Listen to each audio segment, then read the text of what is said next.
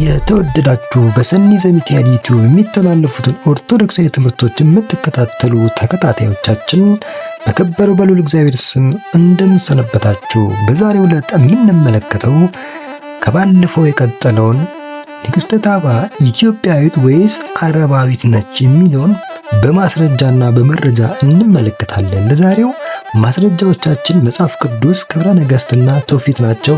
እስከ ፕሮግራማችን ፍጻሜ ድረስ ተከተሉ።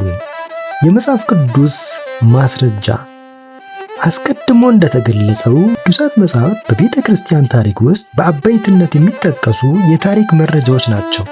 የመጽሐፍ ቅዱስ ታሪክ ራሱ ዋነኛ የቤተ ክርስቲያን ታሪክ አካል ነው። የንግሥተ ሳባ ታሪክ በብሉይ ኪዳን ውስጥ በቀዳማይ ነገሥት በሚገባ ተገልጿል። አንደኛ ነገሥት ምዕራፍ 10 ከቁጥር 13 ላይ ይህ የመጽሐፍ ቅዱስ ክፍል እንደሚያትተው ንግሥተ ሳባ የሰለሞንን ጥበብ ወደ ኢየሩሳሌም ተጉዛ ከማየቷ በፊት ሀገሯ እያለች በዝና ታውቀውና ተሰማው እንደነበረ እንዲህ በማለት ተገልጿል።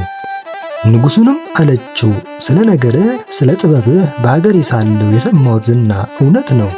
እኔም መጥቼ በዓይኔ እስከማይ ድረስ የነገሩኝን አላመንኩም ነበር።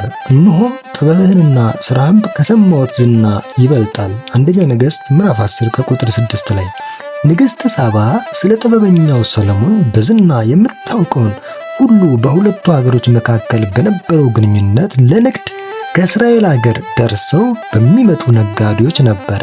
ሌላው ከዚህ ውጪ ባለው ንግግሯ ደግሞ በእርሷ ግዛትና በእስራኤል መካከል ግልጽ የሆነ የሃይማኖት አንድነት፣ አምልኮተ እግዚአብሔር መኖሩን ያሳያል። ያኔ ደግሞ ሳባን ጨምሮ ሌሎች የደቡብ አረቢያ ታናናሽ መንግስታት በእግዚአብሔር ሳይሆን በአምልኮተ ጣዖት እንደሚታወቁ ታሪክ ራሱ ምስክር ነው።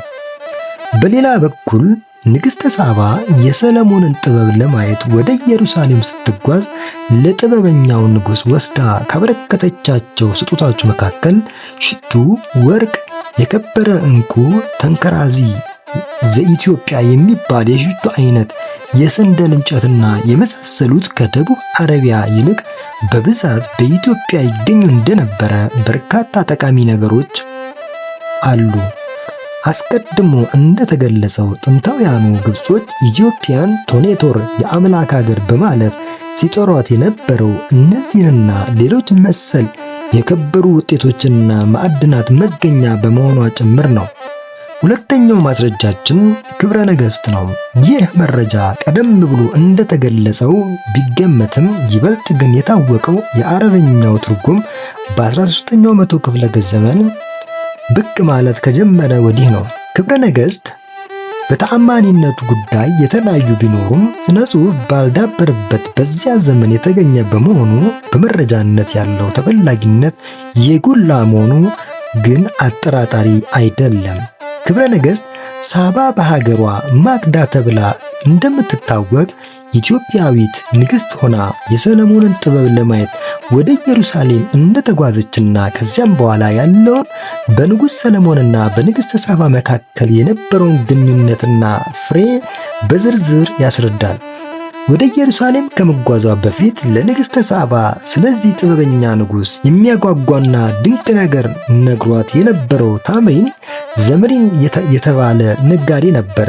ያኔ ንጉሥ ሰለሞን ታላቁን ቤተ መቅደስ ለማሰራት በዝግጅት ላይ ስለነበር ለቤተ መቅደስ ማሰሪያ ብርቅና ድንቅ ዕቃዎችን ያቀርቡለት ከነበሩ የተለያዩ አገር ነጋዴዎች መካከል አንዱ ኢትዮጵያዊ ታምሪ እንደነበረ ክብረ ነገሥት ይገልጻል።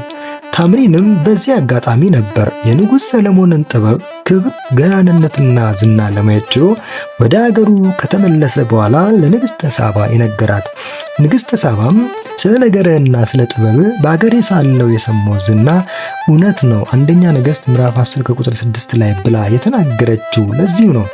ክብረ ነገሥት ለንግሥተ ሳባ ጉዞና ከንጉሥ ሰለሞን ጋር የነበራትን ግንኙነት በሰፊው አብራራ ሲሆን ይበልጥም ደግሞ ከመጽሐፍ ቅዱስ ከተገለጸው ታሪክ ጋር ተመሳሳይነት አለው።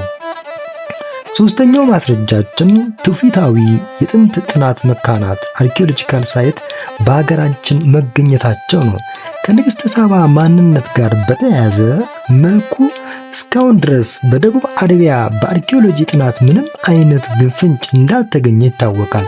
በሌላ በኩል ምንም እንኳን በቂ የሆነ ጥናትና ምርምር ባይካሄድም ከንግሥተ ሳባ ጋር የተገናኙ በርካታ ትውፊታዊ የጥንት ጥናት መካናት በሀገራችን በአክሱም ተገኝተዋል። ከነዚህ መካከል የንግሥተ ሳባ ቤተ መንግሥት፣ የንግሥተ ሳባ መቃብር፣ የንግሥተ ሳባ መታጠቢያ ገንዳና የመሳሰሉት ነገሮች ዋና ዋናዎቹ ናቸው። የንግሥተ ሳባ ቤተ መንግሥት በአርኪኦሎጂ ቁፋሮ ሊገኝ የቻለው ሕዝቡ ከትውፊት ባገኘው ዕውቀት መሠረት ቦታው ንግሥተ ሳባ ቤተ መንግሥት እየተባለ ይጠራ እንደነበረ ተመራማሪዎች ይህንን ከግምት ውስጥ በማስገባት በተባለው አካባቢ ጥናት ማድረግ በመቻላቸው ነው። ንግሥተ ሳባ ቤተ መንግሥት ፍርስራሽ ወደ 3000 ካሬ ሜትር የሚሆን ቦታው የያዘ ሲሆን ወደ 50 የሚደርሱ ክፍሎችም የሚገኙበት ነው። ከዚህም በተጨማሪ ቤተ መንግሥቱ ተቆፍሮ በሚወጣበት ጊዜ አብሮ የተገኘ ከአንገት በላይ የሆነ ከድንጋይ የተቀረጸ የአንዲት ሴት ምስል የንግሥተ ሳባ ሊሆን ይችላል ተብሎ ይነገራል። አሁንም ቤተ ክርስቲያኑ ንዋያተ ቅድሳታንና ቅርሶችን ከሚታዩት ጋር አብሮ ይጎበኛል። የአክሱም ሐውልቶች ተጠርበው ከመጡበት ጎቦደራ ከሚባለው ቦታ አካባቢም ከክርስትና በፊት በርካታ ዘመናት ያስቆጠረ ከድንጋይ ላይ የተቀረጸ የሴት አንበሳ ምስል ይገኛል። በእኛ ሀገር በብዛት የተለመደው ሞአንበሳ ከሚለው ትውፊት ጋር የወንድ አንበሶች ምስል ሲሆን በአክሱም ግን በርካታ ዕድሜ ያስቆጠረው የሴት አንበሳ ምስል ከንግሥተ ሳባ ጋር ተያያዥነት ሊኖረው እንደሚችል ይገመታል። ውድ ተመልካቾቻችን በዛሬው ዕለት እንግዲህ ንግሥተ ሳባ ኢትዮጵያዊት ስለመሆኗ ማስረጃዎችን የመጽሐፍ ቅዱስ የክብረ ነገሥትንና ትውፊታዊ ማስረጃዎችን ተመልክተናል። በቀጣይ ደግሞ ንግሥተ ሳባ ወደ ሰለሞን ያደረገችው ጉዞ ያበረከተው አስተዋጽኦ ምንድን ነው? ቀዳማዊ ምኒልክ ማን ነው? የሚሉትን በቀጣይ እንመለከታለን።